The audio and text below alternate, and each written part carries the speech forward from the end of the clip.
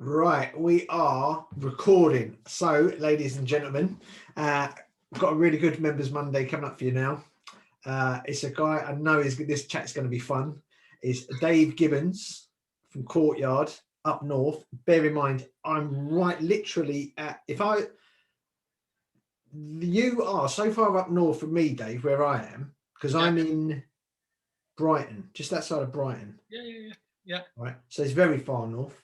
But Dave's a great guy, very good agent, and a lot of fun. And I think one of the things I'm going to ask Dave about when we get to this is his use of video, because I think he does it very well. Anyway, Dave, first question, the most important question.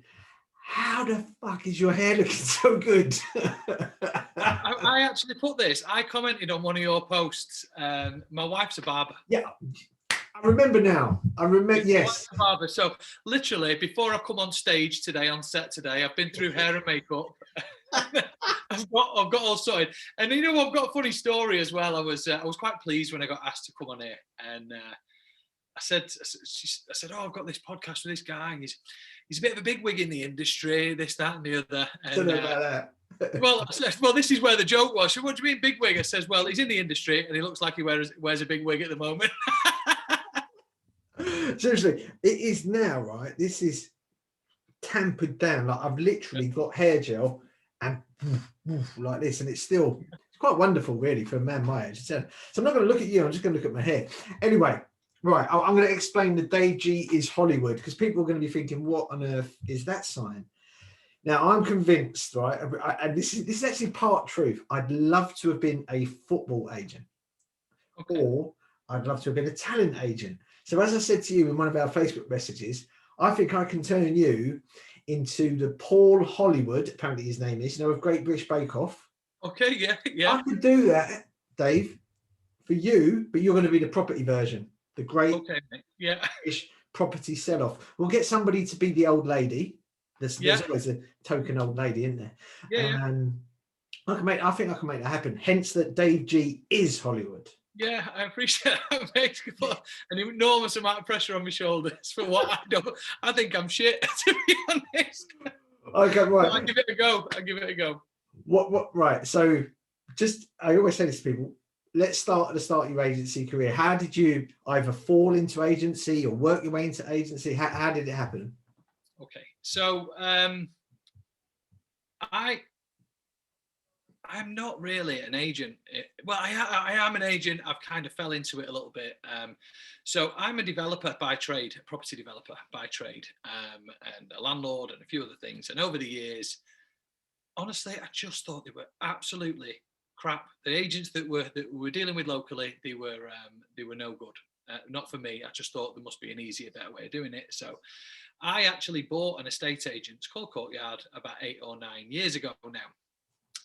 The lady who owned it at the time, I got wind that she wanted to retire and move to Lanzarote. I was in the process of either going to start up my own and poach people from certain agents and train them the way that I wanted them, or I got the offer to acquire this. So we did it. We did a nice little deal, which is maybe for another conversation of the day, but ultimately we went into it. I ran it from an operational point of view for probably the first 7 years, where you didn't really see me in and about the Courtyard stuff. And then I started coming more and more involved. So we deal with what I think are the best people in the industry, from our videographers, from the content that you write, and then we've got Paul Long to do the Facebook ads and this, and we're continually evolving. But to answer your question, I wasn't an estate agent. I kind of fell into it. I winged it, and I've spent probably the best part of the last 3 years, maybe 2.5 years, researching who are the best guys in the industry. What do they do? How do they do it? And why do they do it? And I went on a bit of a discovery to try and make myself become the best to my ability, basically. So I think that will maybe answer your question. So I think I am an estate agent now. I'm 8-9 years in. I've got a bit of experience. In my experience working with agents, it's a very common story. We're not very common. There's people that left school, become an agent, or they did it as a side job and become an agent. Yeah. But for landlords and developers, I've heard like landlords with a bit of a portfolio think, I was just fed up. Do you know what I mean? I thought I could do this better. I think there's a Warren Bauman, one of the members, same situation. He's in the South. I think he was a developer as well. I know that he was a landlord. Same thing. He just thought, I could do this better. I could do this better. It's interesting what you said then. Out of your studying of the sort of best of the estate agency world, have you noticed any similarities? You know, like they seem to have a certain trait or do a certain thing? Yeah. Well, from what I understand, and certainly the way I like to treat people, when I go on evaluation, it's always a bit strange because I just come in it completely differently to what anybody else does. And a lot of the time, I kind of don't really care that much about the house. I'm really, really interested and intrigued about their story. And I explain this to them. And one of my lines actually is, you might find this really strange, but your house is important, but I'm more interested in your story and what you want to achieve out of this than just giving you a value on your house. That's the easy bit, the value on the house.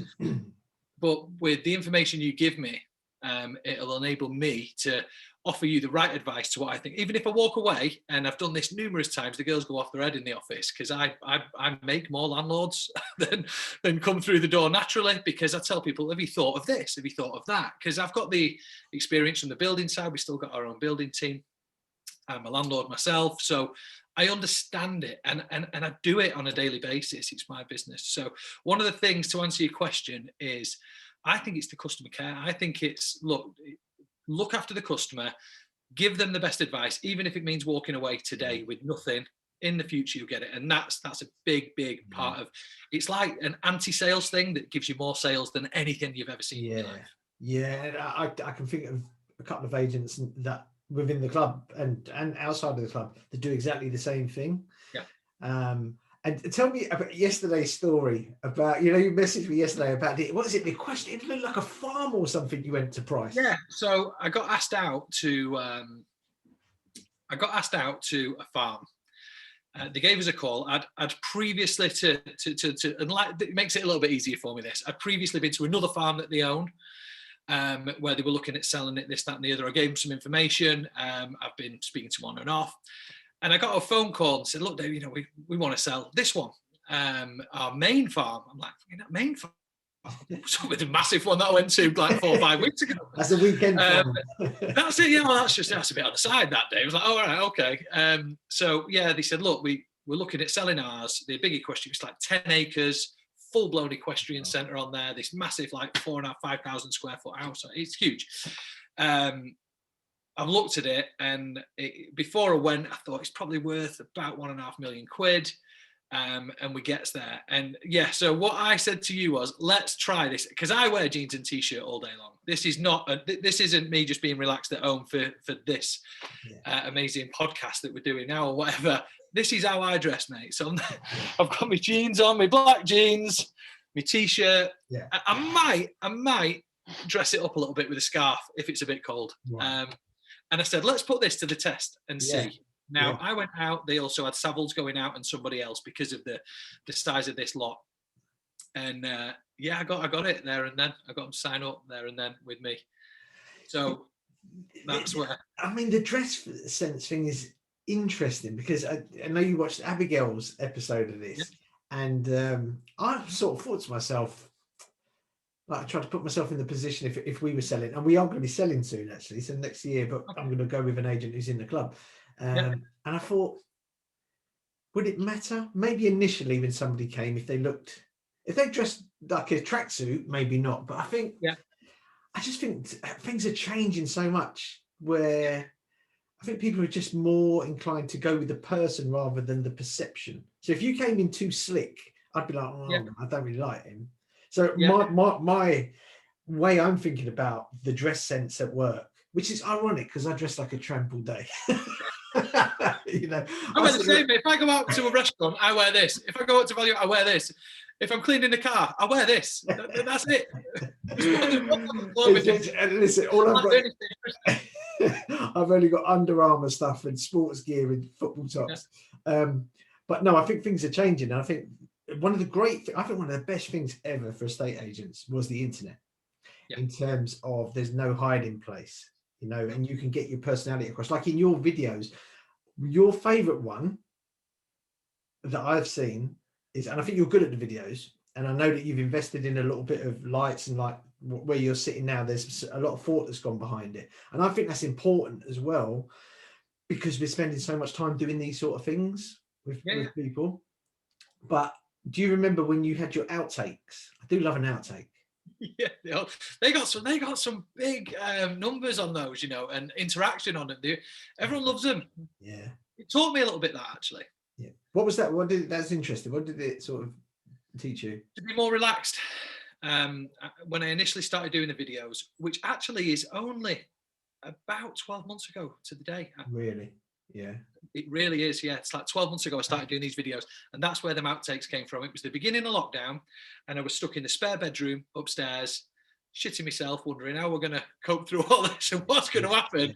And I started doing these videos, and I was very, looking back on them now, rigid, trying to make it as professional as I could. And I wanted to give off this image, I think, at the time that I'm really professional and I know what I'm talking about. And all it did was put that much pressure on me. I was just anything. Whereas now I just go at it with a it gives a shit time, you know. And how because you've only been doing it a year, what's the response you've seen from the videos that you've done over the past 12 months? Massively, to be honest. So our whole marketing completely changed around it. Beforehand, we used to take photographs, sometimes ourselves, other times we'd get a company in. But honestly, it was at the time we'd get a real pro in if it was a really nice kind of expensive house. The rest of it we do it ourselves. Looking back now, I'm like, wow, how did anybody ever sign us up? I thought we were all right, and we're constantly evolving. But looking back now, the stuff we put out was crap. It was the photograph. But the video, everything now is all around the social media marketing, the videos that we do, trying to put high quality in there again. I mean, I spend a hell of a lot on each new listing that comes on, because I see it not as us trying to sell that client's house, but it's also gives people another idea, which is probably the best marketing tool we can have, as to who we are, what we do, and why we do what we do, and the difference between us and somebody else. It kills me when I see these videos on Rightmove where you can tell. I watched one, a local agent, I won't name names because I'm not like that, but I watched one and it had clearly been filmed on the mobile phone, and they put music on it. The music ended within a minute. The video was you could hear her scratching her ass and coughing, and it was all over the place. I'm like, on. You know, I get that, but that's just substandard. No, I think people they're going to expect more out of video as well. I think you could have got away with that sort of handheld before the first lockdown. Yeah, just about get away with it. But now it's really interesting. So, because I haven't thought about this, so we've just had a year in lockdown, on and off. What was your reaction when it first happened? Shit myself, to be honest. Yeah, I was like, what are we going to do? I mean, we'd come out of the back of from, it seemed like it was relatively held back a little bit, the market, for probably a year and a half, 2 years before, because of Brexit. My view on it is we had Brexit. Everyone was a bit concerned. The uncertainty was there. We don't know what's going to happen. And people were maybe holding back a little bit. The market certainly wasn't massively buoyant for us and locally. I could see that. Then come the January, and Boris had said, right, we're out. We're out of Europe, whether you like it or not, you know, good, bad, ugly, whatever, we're out. Okay, now we know what we can do. So we started seeing in February, the houses coming on, they were selling. I'm thinking it's going to be a great year, this. March, no, it's not, mate. You go home. You go home. You're not doing anything. And I'm like, brush up your DIY skills, because you're going to have some time. Yeah, so we just started building it up and building up the pipeline, and wallop. So it was just like a kick in the teeth. We're lucky we've got 50-50 sales and lettings. So I've always liked that we've got that bread and butter. We know. Has that always been a conscious thing? Because of obviously when sales drops, lettings is good. With lettings, do you know what I mean? So well, I would never have bought the agency, if I'm honest, if it didn't have a rental book. Because that was where the value was that I saw. In fact, my offer was based on that and not the estate agency. But yeah, for me, I think it's really important to have an ongoing income stream. It takes that little bit of pressure off us as well. So I know when we come in the first day of the month with over, I don't know, 50-60% of our overheads are just sorted out straight away just by lettings. So regardless of pipeline sales going through or anything else, puts us in a comfortable position, which allows us to continue. And I'd imagine that freedom, and I experience it with the club because that's recurring income, but it gives me the freedom to go, I don't fancy that job, or I don't want to work with that person. Do you know what I mean? So you must have the same then, with that indifference of. We do. We're only small. We're a one branch operation. We work in a really small area. It's quite posh, isn't it? Your area? Yeah, it's all right. Yeah. It's quite an affluent area. How do you pronounce it? Culture. Yeah, Culture. It's called Culture. Culture. Yeah, Culture. It's quite. It's only a small little village. How many houses? 5,000. Really? Oh, gosh, it's really small. Yeah, it's tiny. It's tiny. We are on the edge. So we're on the outskirts of Warrington. So right next to us is Wigan and Manchester. We're literally one of the last town. In fact, we are the last town before you hit the Manchester-Wigan side of things. But where we are, it's a small village, and from an aerial shot, a mile around is just farmland. So literally within that bit, we kind of do really well with a select number of clients. We don't want to. At one point, I remember when I took over, I wanted to be the biggest and the best for everybody, and what a mistake that was. I just ended up being no good to anybody because I was trying to take too much on, lowered fees, this, that, the other. That was 8 years ago, and now we're more bespoke. People ask us what are our fees. We kind of don't have one. There's a minimum, but we'll always look at. We can pivot and move around what we do and how we charge things. And how many agents are you up against, Dave, as well? Have you got other agents? There's 5 agents, believe it or not, in this small town. Yeah. So we're up against them. They're one corporate, being Bridgeford's. The others are, they're not corporate, but the 10, 15 branch operations. Yeah. Right.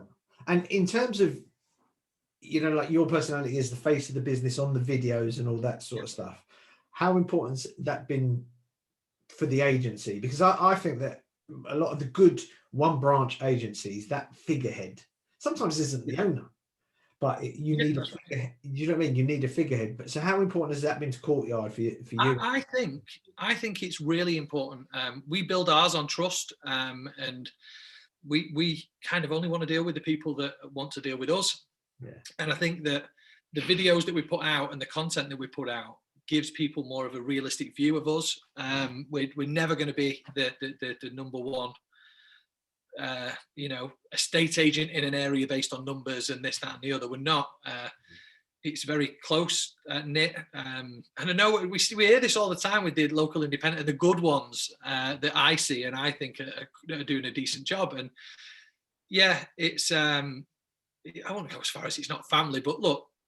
You come with us, I promise you I'm going to hold your hand all the way through this. Yeah. And I tell people you'll have my mobile number, get me on WhatsApp, come 8 o'clock, you may see me read it and I might not reply because that's my family time. But up until then, if I can help, I will do, and we'll guide you through the whole thing. I'm really into, this is your problem, this is your solution. I've got to try and help you on every step of the way. And it should be standard for a estate agency in my book.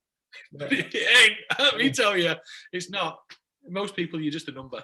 But, and you know what? We've bought and sold, I don't know, probably 5 times over the years, and I've never had a good experience with an estate agent. No, I've had ones that were right, but I've never been out. I can literally not think of one where I'd go, yeah, I'd recommend them. Yeah, literally that. Doesn't surprise me. It's incredible. One of the best marketing things we actually had, because we tried putting all kinds of stuff out, was actually a local now client of ours asked on a local group, the local community chat group, who's the best agent out there, and she actually selected all the agents in a proper poll. And I didn't see this till the next day. There was about 200 votes ish at the time. I know you've seen this because I remember there was a bit of a to-do in the background with another agent on this. Yeah. And we actually got more votes than the other 4 combined. Yeah. We were like 110 votes out of the 200, and they were like 20, 30, 40. And I was like, wow, that was nice to see that. I remember now as well, because wasn't it one of the other agents said, oh, we've got the biggest market share or something wanky? Yeah. Oh, this Yeah, is, that's it. And I basically went, yeah, fair play, you know. yeah, yeah. I remember your response was brilliant because I'll stick with this one, thanks. you're a lot calmer than me because I'd have been like, do you know what I mean? Don't even fuck off like that. But right, talking to marketing that works, what marketing hasn't worked for you over the years? Cheap fees. Cheap fees, yeah. Cheap fees, yeah. Okay. We did do it. We got the numbers on, boards breed boards, all this type of stuff, and we've tried it. And again, I'm still learning to this day. I'd like to think that I'm getting closer to the end now because my brain's melting with all the learning we do all the time. But yeah, we tried cheap fees and going out there, and it just, yeah, it worked for numbers, but we just ended up being overwhelmed again, not being able to offer the service to the clients. And yeah, That's so true we didn't because make any money. that has to suffer, doesn't it? You know, like in cheap fees, something has to suffer, and it's normally service. Give. Yeah, yeah.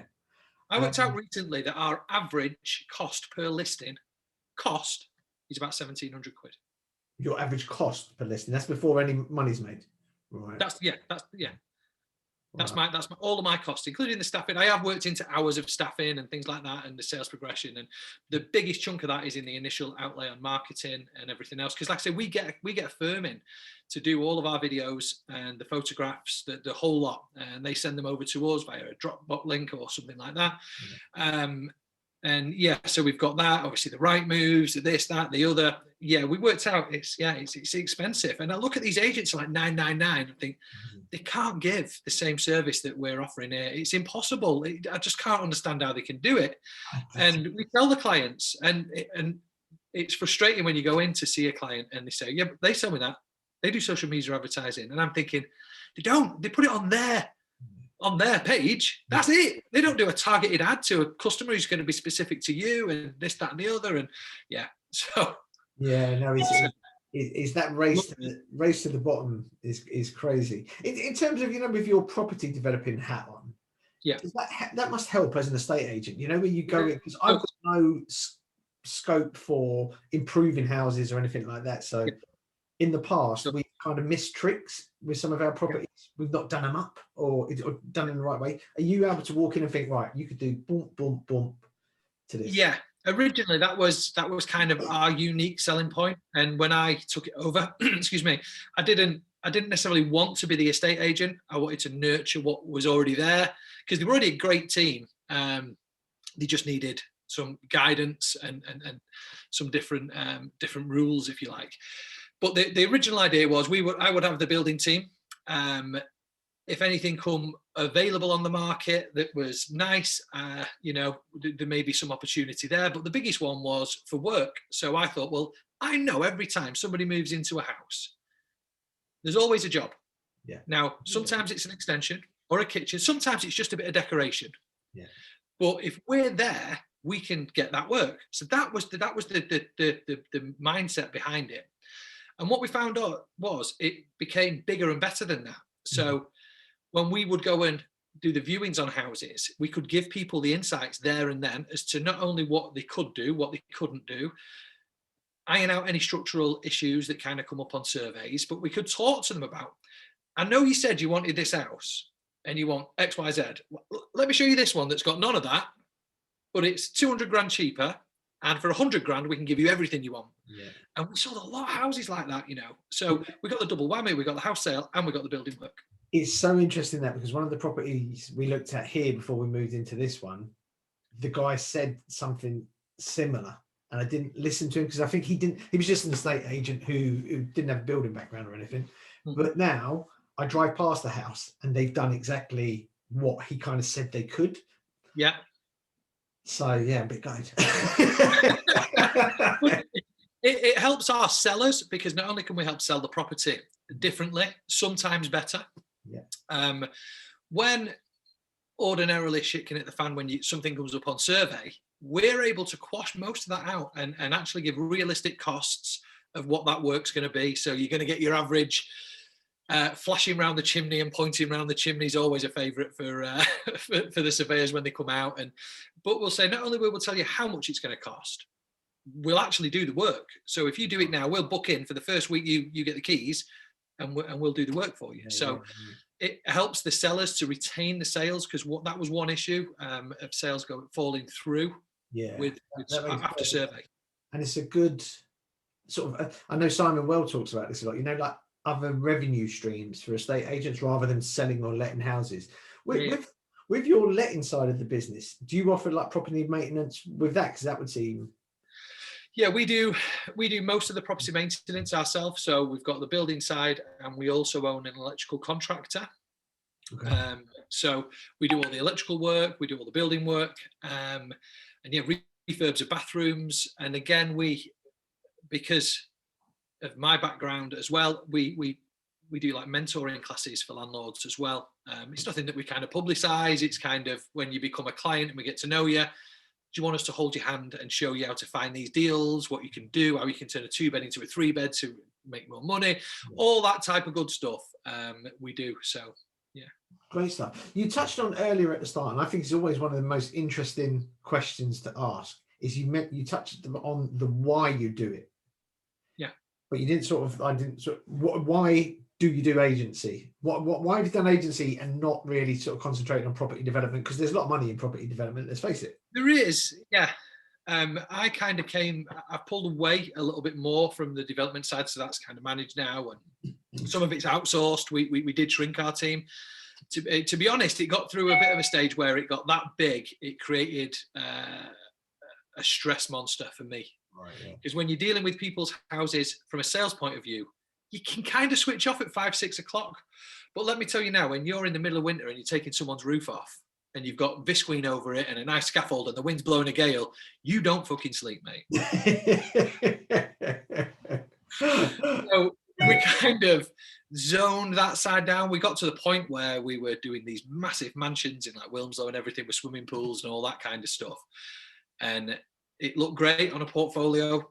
That kind of did look flashy, but it wasn't worth the headspace. You must have been doing footballers' gaffs there, Wilmslow. Yeah, that type of thing. Yeah, that type of thing. We never did a footballers' gaff. Sold to footballers, but never done footballers. Any footballers worth mentioning?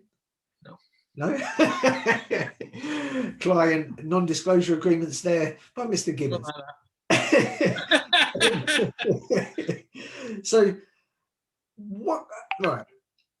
And this is just something that's it's always in my mind about with the landlord stuff you do. Is it part of do you do like a recurring bundle of services?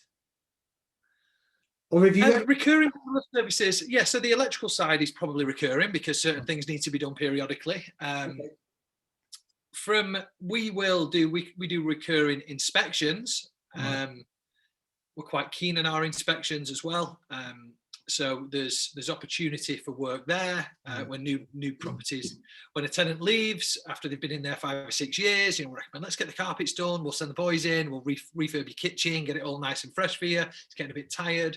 So yeah, it's not like a management fee that comes in every month, but yeah, we're dealing with these customers and we're looking after them well. We very rarely, very, very rarely lose a landlord. If we do, generally that's because they kind of sold up and they're moving on or something else. But we've retained every single one pretty much since we started. It's because we look after them and it's great for us as well. It's business isn't really that hard, is it? No. You know what I mean? Just do what you say you're going to do. Be good at what you do, and like you said there, just look after people. Because then I say to people, things may go wrong, but we will always make them right. So you won't have to. Do you know what I mean? It's yeah. I mean, to help you with my expertise, I do this day in, day out, not just for a job. It's my life.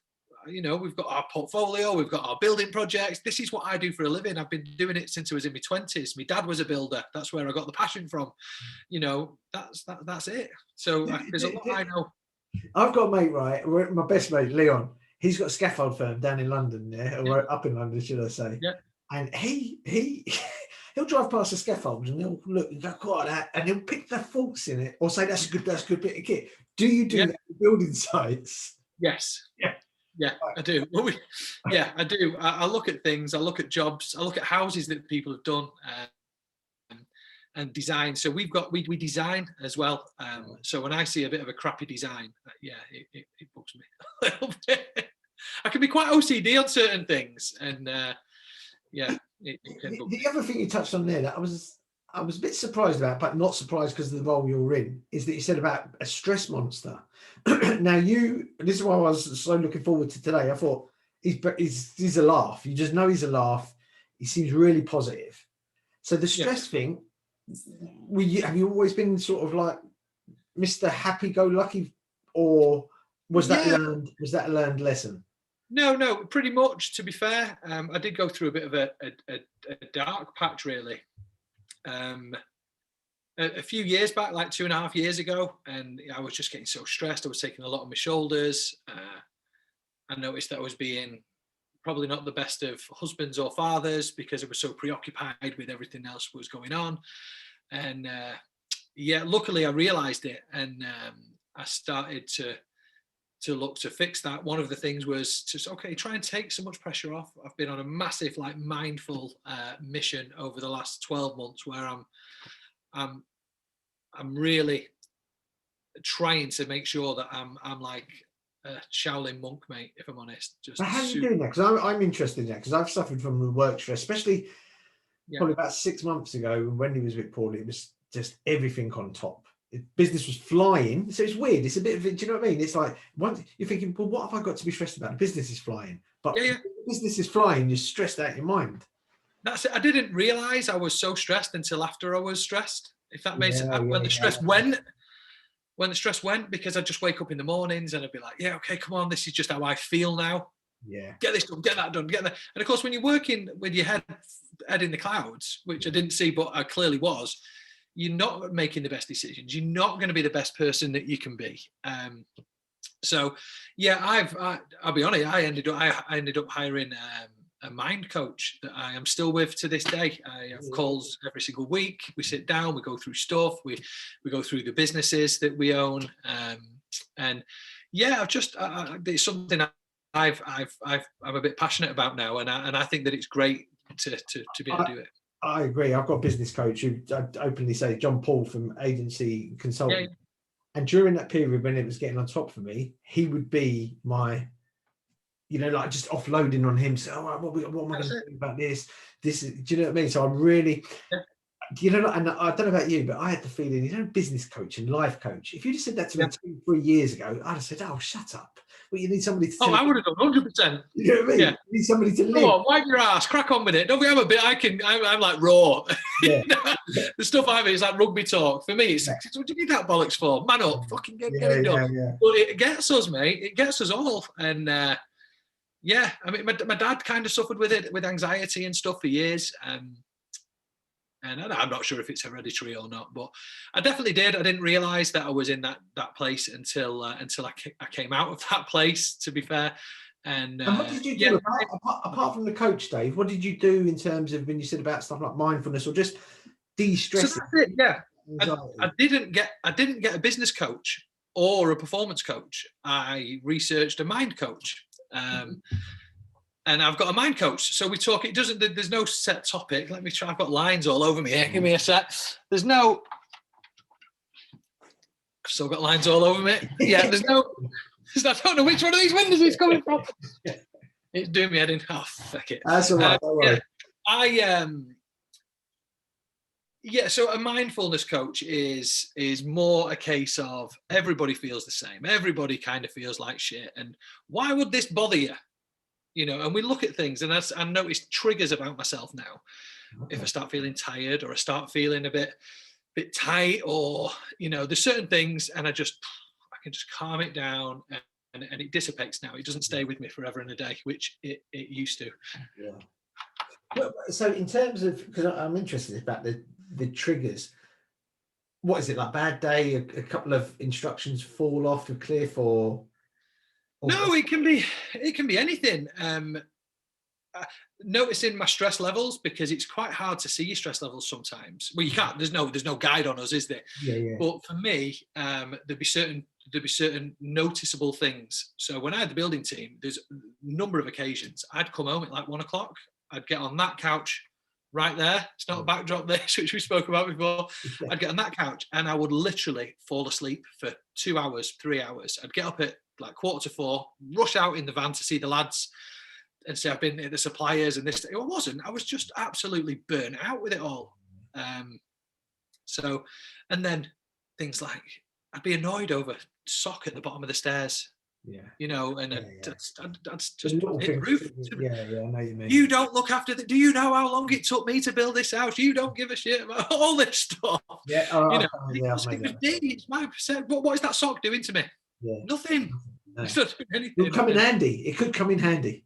It could come in handy, yeah. So I see things now in a completely different way than I used to see things. And did you say that's what just been the last year? Last 12 months? Yeah, the last 12 months. What's a lockdown then? In lockdown? Lockdown, yeah. It was a lockdown. Yeah, it was yesterday. Yesterday, it was the anniversary yesterday because my coach actually sent me a message and said, hey, have you seen this? It's our anniversary today. It's like, fucking hell. It feels like I've been with you for years and it's been 12 months. And you'd highly recommend it, yeah? The Mindful Coach? I would, yes. Yeah. I'd highly recommend it. Everybody kind of looks in that direction. Yeah. Some people will take it on board, some people don't. But I can definitely see there's a way it can help everybody. Yeah. There's a really good agent member, great bloke as well. Asad Riaz runs location in London. Him and Vicky do it. And he's got coaches for like business coach, his health coach, nutrition coach. And I actually see the value in it now. Because if you're working hard and you're earning decent money, but you're working hard to earn that decent money, why not invest it in, like you said, a mindful coach or a business coach or somebody's just going to help you be better, you know? I think it's the most important. I think people neglect the brain, if I'm honest. I know this has gone a completely different tangent now to a stage, but I think it's great because it can benefit other people. Yeah, 100%. But I think it's a part of the body that gets neglected. Yeah. So people go into nutrition because they want to stay fit and healthy and not, have a big beer belly on the beach if that's possible. Then the gym for the size of things, everything else. The brain itself is actually the most important one of all of those. Yeah. And what do you do to look after your brain? Yeah. 9 times out of 10, nothing. Yeah. And if your brain is unfogged with stress and trauma and all the shit that goes along with it, you're much more effective. Yeah. You make the right decisions, you see things, your health instantly starts getting better because you're not weighing your brain down with a load of shit. Yeah. It's just, for me, it's like, wow, I can't believe people don't go to see a mind coach before they go to the gym. Yeah. And it's like you said there, and as well, and all of that feeds into sleep. Now, sleep has become huge. People are realizing now, you look at Jeff Bezos, he says, I will sleep 8 hours. He's the richest man in the world. Yeah, I do. Right? Yeah. Busy man and all this. He would say, I need 8 hours sleep. And it's almost like sleep has become the opposite, where people say, I only need 4 hours sleep, 5 hours sleep. It's like a status symbol now. If you can say, I have 8 hours kip every night. So it's so important. Yeah, I'm asleep. 10 o'clock every night, I'm asleep. Without fail, 10 o'clock. What time do you get latest? 10, about 4:30, 5. Oh, I see, yeah. Do you do that thing? So I have the same amount of sleep as everybody else. It's just on a different. So like dinner time, I started doing that years ago. I used to the old 5 a.m. club thing. Yeah, I've tried it.